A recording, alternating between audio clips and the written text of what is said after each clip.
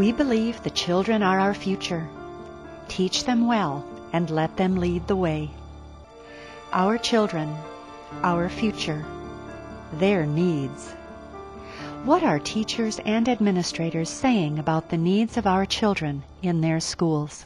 Today's student population is changing. Most of our students are coming from backgrounds or homes where they're not living with a parent or even a grandparent. They're with aunts, uncles within the foster care. I had 1,200 referrals and I had 350 students.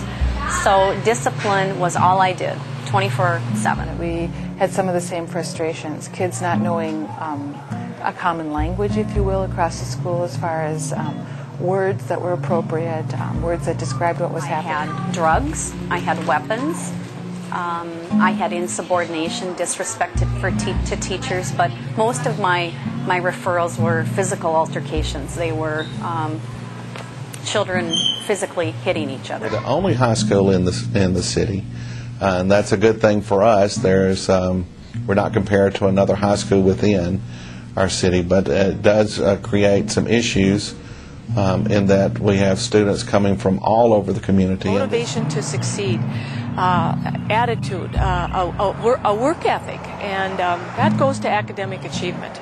And we were looking for something that would help us work with kids who didn't have that motivation to succeed. These good and other great schools have found what they were looking for to improve the culture and climate of their schools in the Changing Lives Character Development Program. In segment 2 of this 3-part series, they discuss how the Changing Lives program has impacted their schools.